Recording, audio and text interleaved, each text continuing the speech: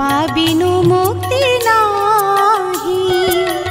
हे गुरु तुमे मंगलमय कृपा बिनु मुक्ति नाही।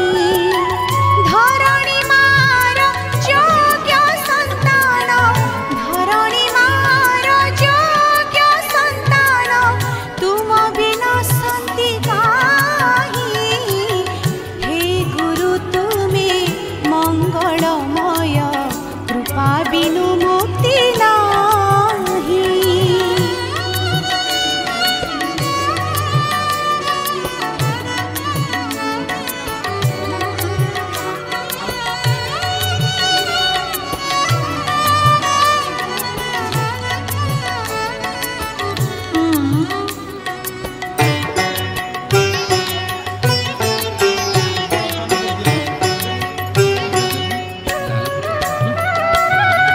आलोक शिखर तुमे तो इंगित, तुम्भ पाई जन्म मोहि। आलोक शिखर तुमे तो इंगित, तुम्भ पाई जन्म मोहि।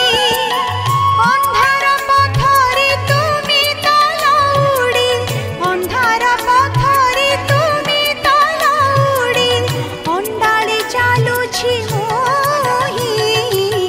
हे गुरु तुमे मंगलमय कृपा बिनु मुक्ति नाही।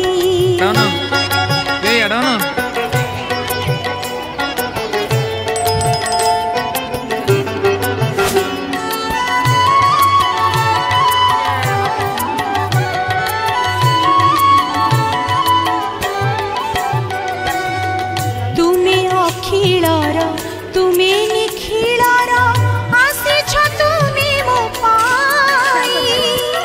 तुमे अखिलर तुमे निखिलर, आसिछ तुमे मो पाई। धर्म निर्देशना देवा पाई परा, धर्म निर्देशना देवा पाई परा, अवतीर्ण भाव गाही। हे गुरु तुमे मंगलमय कृपा बिनु मुक्ति नाही।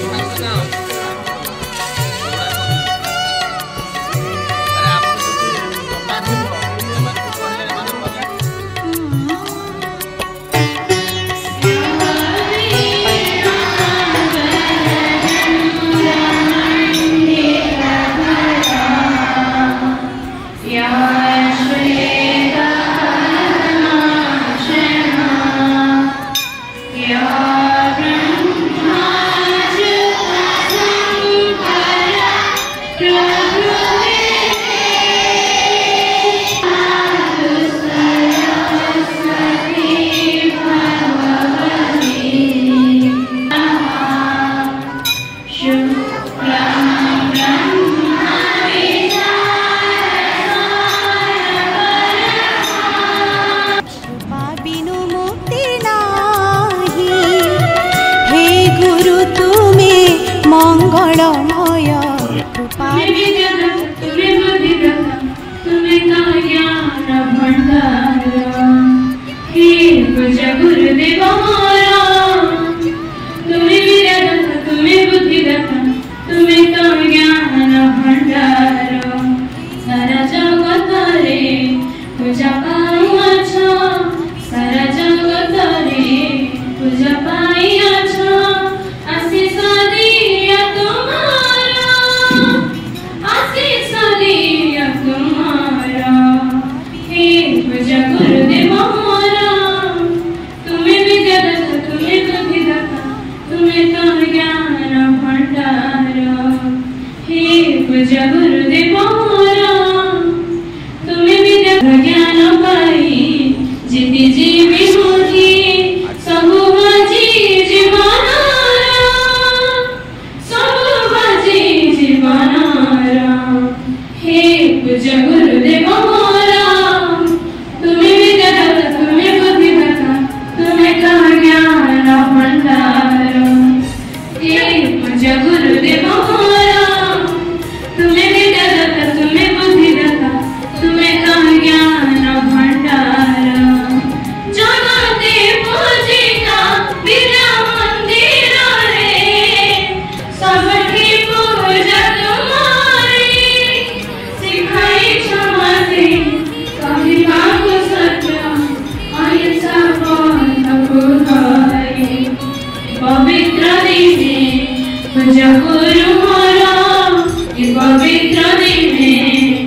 गुरु माया सदा बुद्धि भरी दिया, सदा बुद्धि भरी दिया। हे पूज्य गुरुदेव मोरा, तुम्हें विद्या तुम्हें बुद्धि दाता, तुम्हें तो ज्ञान भंडार। हे पूज्य गुरुदेव मोरा, तुम्हें विद्या तुम्हें बुद्धि दाता, तुम्हें तो ज्ञान भंडार, तुम्हें तो ज्ञान भंडार, तुम्हें तो ज्ञान भंडार। 85 समस्त अतिथि एवं कार्यकर्ता बंधु मानू स्वागत एवं अभिनंदन जनाऊँगी। ए कार्यक्रम रे उपस्थित समस्त गुरुजी गुरुमा समस्त को स्वागत अभिनंदन। जो शिशु भाई भूमि मैंने आज बहुत संख्यार योगदान करछंती, सर्वप्रथम धन्यवाद दूची। जे विद्यालय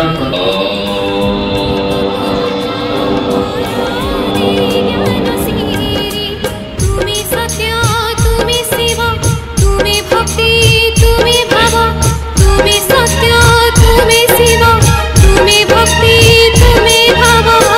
पिता माता भौणी अंतर देवा, हे गुरुदेवा हे गुरुदेवा, हे गुरुदेवा हे गुरुदेवा।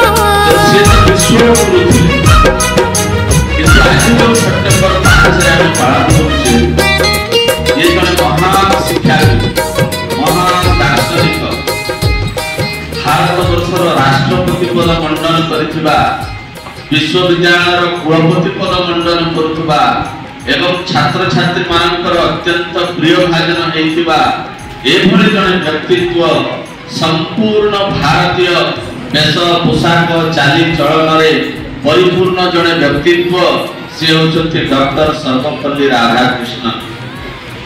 तेणु एभली जड़े व्यक्तित्व को सारा देश से मझे से भाई कौन होची जन्म जयंती को आज आम गुरु दिवस भाव में पालन करुचे। सारा भारत में विद्यालय महाविद्यालय विश्वविद्यालय मानक पालन करा जाउची।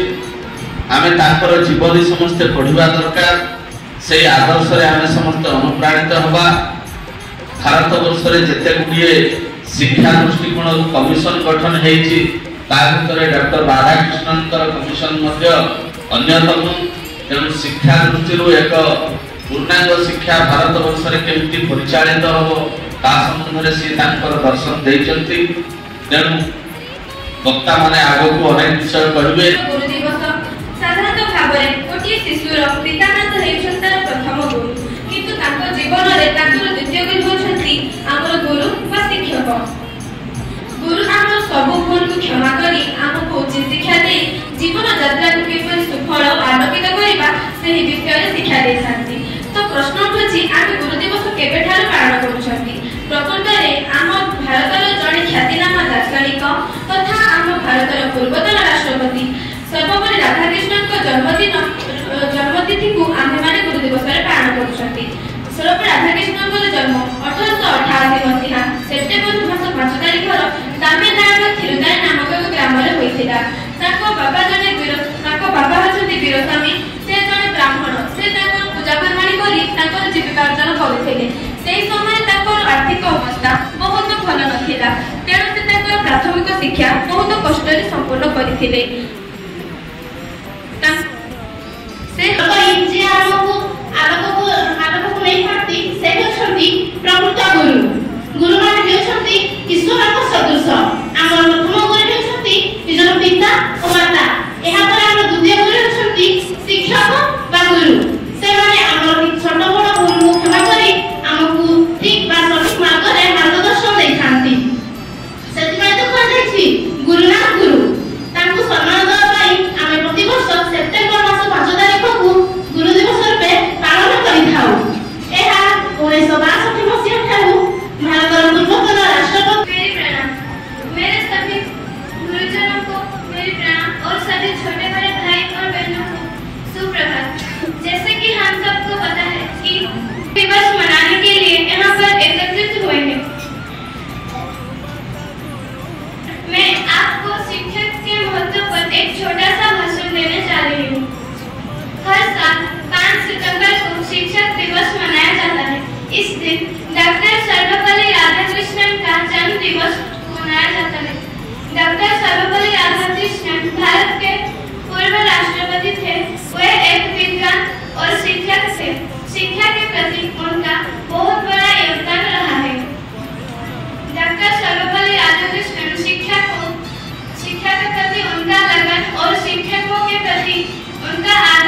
ବିୟୁରାବୃନ୍ଦ, ଉପସ୍ଥିତ ସ୍ନେହର ମୋର ଛୋଟ ବଡ଼ ଭାଇ ଭଉଣୀମାନେ, ଆଜି ପବିତ୍ର ଗୁରୁ ଦିବସ ଅବସରରେ ମୋତେ କିଛି କହିବାର ଅନୁମତି ମିଳିଥିବାରୁ ମୁଁ ମୋ ନିଜକୁ ଧନ୍ୟ ମନେ କରୁଛି। ଗୁରୁ ହେଉଛି ଦୁଇଟି ଅକ୍ଷରର ସମାହାର। ଗୁର ଅର୍ଥ ହେଉଛି ଅନ୍ଧକାର, ରୁର ଅର୍ଥ ହେଉଛି ଜ୍ଞାନ। ଅଜ୍ଞାନ ରୂପକ ଅନ୍ଧକାରରୁ ଯିଏ ଆମକୁ ଆଲୋକିତ କରିଥାନ୍ତି ସେ ହେଉଛନ୍ତି ଆମର ପ୍ରକୃତ ଗୁରୁ। ସମଗ୍ର ଭାରତବର୍ଷରେ ସେପ୍ଟେମ୍ବର ମାସ 5 ତାରିଖ ଦିନ ଗୁରୁ ଦିବସ ପାଳନ କରାଯାଏ। ସାଧାରଣତଃ ପିତାମାତା ହେଉଛନ୍ତି ଆମର ପ୍ରଥମ ଗୁରୁ, କିନ୍ତୁ ଆମ ଜୀବନରେ ଆସିଥାନ୍ତି ବିଦ୍ୟାଳୟର ଶିକ୍ଷକ ବା ଗୁରୁ। ଏହି ଗୁରୁମାନେ ଆମ ଜୀବନର ପ୍ରତ୍ୟେକ ଛୋଟ ବଡ଼ ଭୁଲକୁ କ୍ଷମା କରି ଆମକୁ ଠିକ୍ ମାର୍ଗରେ ନେଇଯାଆନ୍ତି। ଏହି ଦିବସଟି ଭାରତର ପୂର୍ବତନ ରାଷ୍ଟ୍ରପତି ଡକ୍ଟର ସର୍ବପଲ୍ଲୀ ରାଧାକୃଷ୍ଣଙ୍କ ଜନ୍ମ ଦିବସ ଅଟେ। ଡକ୍ଟର ସର୍ବପଲ୍ଲୀ ରାଧାକୃଷ୍ଣ 1888 ମସିହା ସେପ୍ଟେମ୍ବର ମାସ 5 ତାରିଖ ଦିନ ତାମିଲନାଡୁର ତିରୁତାନି ଗ୍ରାମରେ ଜନ୍ମଗ୍ରହଣ କରିଥିଲେ।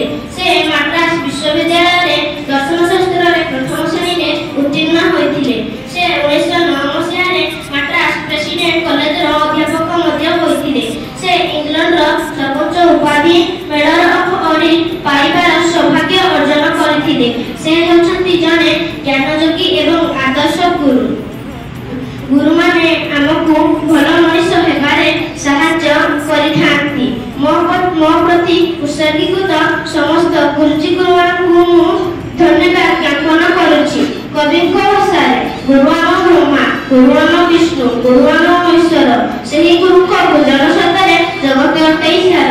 ଏତିକି କହି ମୋ ବକ୍ତବ୍ୟକୁ ଶେଷ କରୁଛି। ଭାରତ ମାତା କି ଜୟ। ଗୁରୁମାନେ ସେପ୍ଟେମ୍ବର 5 ତାରିଖରେ ଗୁରୁ ଦିବସ ପାଳନ କରାଯାଏ।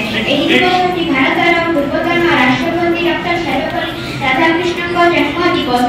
ଡକ୍ଟର ସର୍ବପଲ୍ଲୀ ରାଧାକୃଷ୍ଣ 1888 ମସିହାରେ ସେପ୍ଟେମ୍ବର 5 ତାରିଖରେ ତିରୁତାନି ଗ୍ରାମରେ ଜନ୍ମଗ୍ରହଣ କରିଥିଲେ। ସେ ମାଡ୍ରାସ ବିଶ୍ୱବିଦ୍ୟାଳୟରେ ପ୍ରଥମ ଶ୍ରେଣୀରେ ଉତ୍ତୀର୍ଣ୍ଣ ହୋଇଥିଲେ। ସେହି ଦିନଠାରୁ ଆମେ ତାଙ୍କ ଜନ୍ମ ଦିବସକୁ ତାପରେ ଆମର ଦୁଇଟି ଅଛି।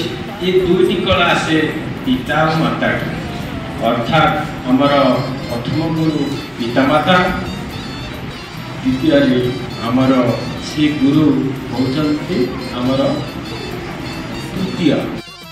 ତସ୍ମୈ ଶ୍ରୀ ଗୁରୁଭ୍ୟୋ ନମଃ। ଆଜି ପବିତ୍ର ଗୁରୁ ଦିବସ ଅବସରରେ ସର୍ବପ୍ରଥମେ ମୁଁ ଯାହାଙ୍କ ଉଦ୍ଦେଶ୍ୟରେ ଏ ଦିବସଟି ପାଳନ କରୁଛୁ ସେହି ମହାତ୍ମା ଡକ୍ଟର ସର୍ବପଲ୍ଲୀ ରାଧାକୃଷ୍ଣଙ୍କୁ ସର୍ବପ୍ରଥମେ ମୁଁ ପ୍ରଣାମ କରୁଛି। ଉପସ୍ଥିତ ସଭାପତି ମହୋଦୟ, ମଞ୍ଚାସୀନ ମୁଖ୍ୟ ଅତିଥି ମହୋଦୟ ତଥା ଆମ ପରିଚାଳନା ସମିତିର ସଦସ୍ୟ, ଆମ ପ୍ରଧାନାଚାର୍ଯ୍ୟ ତଥା ଉପସ୍ଥିତ ସମସ୍ତ ଗୁରୁଜୀ ଗୁରୁମା ଏବଂ ସମସ୍ତ ଶିଶୁ ଭାଇ ଭଉଣୀମାନଙ୍କୁ ଆଜିର ଏହି ଦିବସରେ ମୁଁ ସମସ୍ତଙ୍କୁ ଅଭିନନ୍ଦନ ଜଣାଉଛି, ଶୁଭେଚ୍ଛା ମଧ୍ୟ ଜଣାଉଛୁ। ଯେ ଆଜି ଆମେ ଗୁରୁ ଦିବସରେ ଗୁରୁଙ୍କ ବିଷୟରେ ବହୁତ କଥା ଜାଣିବେ, ତାହେଲେ ମନରେ ପ୍ରଶ୍ନ ଉଠେ ଅଛି ଆଜି ତ ଆମେ ତାକୁ ଶିକ୍ଷକ ଭାବରେ ବି ପୂଜା କରିପାରିଥାନ୍ତେ, ତାହେଲେ ଗୁରୁ ପାଇଁ ଗୁରୁ କାହିଁକି ଆମେ ତାଙ୍କୁ ଗୁରୁ ଭଳି ପୂଜା କରୁଛୁ? ମୋର ଯାହା ନିଜର ଅଭିଜ୍ଞତା ମୁଁ କହୁଛି, ଶିକ୍ଷକ ଏବଂ ଗୁରୁ ତାଙ୍କ ମଧ୍ୟରେ ଗୋଟେ ତଫାତ ଅଛି।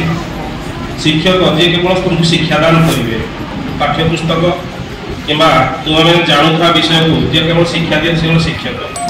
କିନ୍ତୁ ଗୁରୁ ଯିଏକି ତୁମର, ଆମେ ଯଦି ପୁନର୍ଜନ୍ମର କଥା ବିଶ୍ୱାସ କରିବା ତାହେଲେ ଇହକାଳ ପରକାଳରେ ଯଦି କିଛି ଗୋଟେ ଅଛି ତାକୁ ମଧ୍ୟ ଯିଏ ଆମକୁ ଦିଗଦର୍ଶନ ଦିଏ, ଏଇ ଜନ୍ମ ସହ ପୂର୍ବ ଜନ୍ମର ପରଜନ୍ମରେ କ'ଣ ହେଇପାରିବା ବା ଆମର ଯାହା ସଂସ୍କାର, ଆମର କେମିତି ଶିକ୍ଷା, ଅଜ୍ଞାନରୁ କେମିତି ଆମେ ଜ୍ଞାନ ଆଡ଼କୁ ଗତି କରିବା, ଏ ସବୁକୁ ଯିଏ ମାର୍ଗଦର୍ଶନ କରେ ସେ ହିଁ ଗୁରୁ। ତାହେଲେ ଆମେ ଶିକ୍ଷକ ଦିବସରେ ବା ଗୁରୁ ଦିବସରେ ଶିକ୍ଷକମାନଙ୍କୁ କାହିଁକି ଗୁରୁ ଭଳି ଆମେ ପୂଜା କରିବା? କାରଣ ଆମ ଭାରତୀୟ ସଂସ୍କୃତିରେ ଯିଏ ଆମକୁ ଶିକ୍ଷାଦାନ କରେ ସେ ହିଁ ହେଉଛି ଗୁରୁ। ଅର୍ଥାତ୍ ଆମର ପ୍ରିୟ ଗୁରୁଜୀ ଗୁରୁମା ମଧ୍ୟ ଆମର ଗୁରୁ, କାରଣ ସେମାନେ ତାଙ୍କ ଜୀବନର ଯେଉଁ ଦୀର୍ଘ ଅଭିଜ୍ଞତା ଅଛି, ଯେଉଁ ଅଭିଜ୍ଞତାକୁ ନେଇ ସେମାନେ ତୁମମାନଙ୍କ ଆଗରେ ବିଭିନ୍ନ କଥା ଛଳରେ ହେଉ, ଉପଦେଶ ଛଳରେ ହେଉ କିମ୍ବା ବିଭିନ୍ନ ଶିକ୍ଷାଦାନ କରିବା ବେଳେ ଉପଦେଶ ଦେଇଥାନ୍ତି, ସେଇ ଉପଦେଶ ହିଁ ତାଙ୍କୁ ଗୁରୁ ପଦବାଚ୍ୟ କରିଛି। ତେଣୁ ଆମେ ତାଙ୍କୁ ଶିକ୍ଷକ ବୋଲି ଭାବିବା ନାହିଁ, ସେମାନେ ଆମର ନମସ୍ୟ, ସେମାନେ ଆମର ପ୍ରଣାମ୍ୟ। ତେଣୁ ସେମାନଙ୍କୁ ଆମେ ଗୁରୁ ଦିବସରେ ଜଣେ ଗୁରୁ ଶ୍ରେଷ୍ଠ ଗୁରୁ ଭାବରେ ପୂଜା କରିବା ଉଚିତ। ଜଣେ ତୀରନ୍ଦାଜ ତାଙ୍କର ନିଜ ମନରେ ଗର୍ବ ଆସିଲା ଯେ ପୃଥିବୀର ଏମିତି କୌଣସି ଜିନିଷ ନାହିଁ ଯେଉଁଟାକୁ ମୁଁ ଲକ୍ଷ୍ୟ ଭେଦ କରିପାରିବି। ଅର୍ଥାତ୍ ଯଦି ଗୋଟେ ଦୂର ପାହାଡ଼ର ବା ଦୂର ପର୍ବତର ଗୋଟେ ଗଛ ଉପରେ ଗୋଟେ ଚଢ଼େଇ ବସିଥାଏ ଏବଂ ଯଦି ତାଙ୍କୁ କେହି କୁହନ୍ତି ଯେ ତାର ଆଖିକି ଲକ୍ଷ୍ୟ କରି ମାର, ତାହେଲେ ମଧ୍ୟ ସେ ତାର ତୀର ମାରି ତାର ଲକ୍ଷ୍ୟ ସାଧନ କରିପାର। এই ସବୁ ଜିନିଷ ଦେଖି ତା ମନରେ ଗୋଟେ ଗର୍ବ ଆସିଲା ଯେ ମୁଁ ପୃଥିବୀର ଗୋଟେ ସର୍ବଶ୍ରେଷ୍ଠ ଧନୁର୍ଦ୍ଧାରୀ। କିନ୍ତୁ ତାର ମନ ସନ୍ତୋଷ ହେଲା ନାହିଁ। ସେ ଚିନ୍ତା କଲା ଯେ ମୋତେ ଜଣେ ପ୍ରଖ୍ୟାତ ଗୁରୁ ସେ ହିଁ ମୋତେ ସାର୍ଟିଫିକେଟ୍ ଦେବେ ବା ମୋତେ ସେ କ'ଣ କୁହାଯିବ ରେକମେଣ୍ଡେଡ୍ କରିବେ, ଯେଉଁଟା କହୁଛନ୍ତି ଆମେ।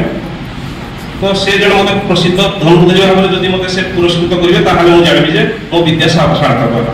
ତେଣୁ ସେ ଜଣେ ବିଖ୍ୟାତ ଗୁରୁଙ୍କ ପାଖକୁ ଗଲେ। ଗୁରୁ ତାଙ୍କର ଆଶ୍ରମରେ ଥାଆନ୍ତି।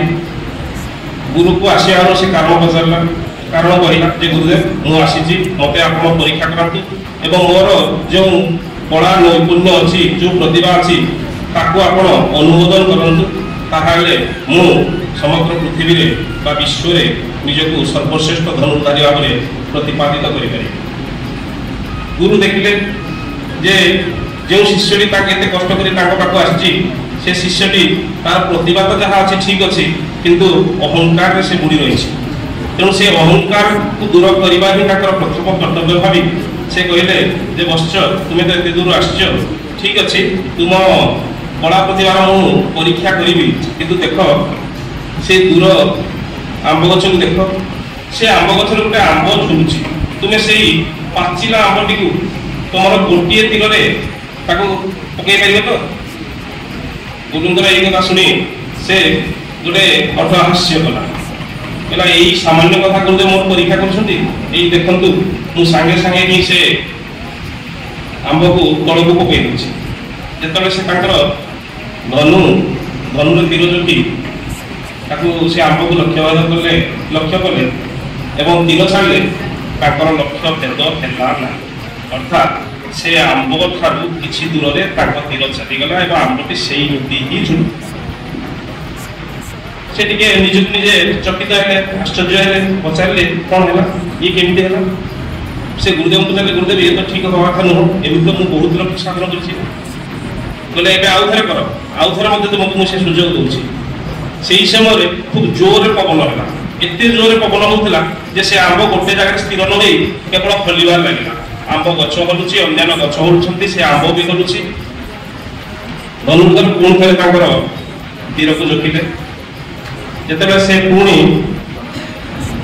ଲକ୍ଷ୍ୟସ୍ଥଳକୁ ତାଙ୍କର ତୀର ମାରିଲେ, ଏଥର ମଧ୍ୟ ସେ ବିଫଳ ହେଲେ। ସେ ନିଜର ଭୁଲ କ'ଣ ଜାଣିପାରିଲେ ନାହିଁ।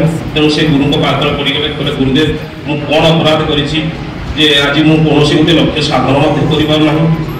ଗୁରୁ ତାକୁ ଉଠାଇଲେ, ପଚାରିଲେ ଯେ ବତ୍ସ ତୁମେ କ'ଣ ପାଇଁ ସେ ଲକ୍ଷ୍ୟ ସାଧନ କରିପାରିଲ ନାହିଁ? ସେ କହିଲା ଗୁରୁଦେବ ଦେଖନ୍ତୁ ସେ ଆମ୍ବ ଗଛ ହଲୁଛି, ସେ ଆମ୍ବ ମଧ୍ୟ ହଲୁଛି, ଆଉ ମୁଁ ସେ ଝୁଲୁଥିବା ଆମ୍ବକୁ ହିଁ ଲକ୍ଷ୍ୟ ଭେଦ କରୁଛି। ଗୁରୁ କହିଲେ ନା ନା, କେବଳ ସେ ଦୁଇଟି ଖାଲି ହଲୁଛି ବୋଲି କାହିଁ ଭାବୁଛ, ଆଉ କିଛି ଗୋଟେ ହଲୁଛି ଯେଉଁ ଜିନିଷଟା ତମେ ଲକ୍ଷ୍ୟ କରିପାରିବ। ସେ ନିଜ ମନ ଭିତରେ ସ୍ଥିର କଲେ କ'ଣ ଜିନିଷ ମୁଁ ହଲୁଛି ଜାଣିପାରିଲି। କିଛି ସମୟ ପରେ ଗୁରୁଦେବ ସ୍ମିତ ହସିଲେ ଏବଂ କହିଲେ ଯେ ବତ୍ସ ଆମ୍ବ ହଲୁଛି, ଆମ୍ବ ଗଛ ହଲୁଛି ବା ଡାଳ ହଲୁଛି, ଇଏ ତ ଗୋଟେ ସାଧାରଣ କଥା, କିନ୍ତୁ ବର୍ତ୍ତମାନ ପରିସ୍ଥିତିରେ ତୁମ ମନ ମଧ୍ୟ ହଲୁଛି। ତୁମ ମନ ବର୍ତ୍ତମାନ ସ୍ଥିର ନାହିଁ। ତୁମ ମନକୁ ତୁମେ ସ୍ଥିର କଲେ ତୁମ ହିଁ ଲକ୍ଷ୍ୟ ଭେଦ ହିଁ କରିପାରିବ। ଅର୍ଥାତ୍ ତୁମେ ବର୍ତ୍ତମାନ ସୁଦ୍ଧା ଅସ୍ଥିରଚିତ ହୋଇ ତୁମର କେବଳ ପରୀକ୍ଷା ଦେବା ଏବଂ ଅହଙ୍କାର ମଦ ନିଶାରେ ଏଠାକୁ ଆସି ମୋତେ ପରୀକ୍ଷା କରିବ, ସେହି ସମୟରେ ହିଁ ତୁମର ମନ ହିଁ ଅସ୍ଥିରଚିତ ହୋଇଥିଲା। ତେଣୁ ତୁମେ ସେ ଲକ୍ଷ୍ୟ ଭେଦ କରିପାରିବ। ଶିଷ୍ୟଟି ନିଜର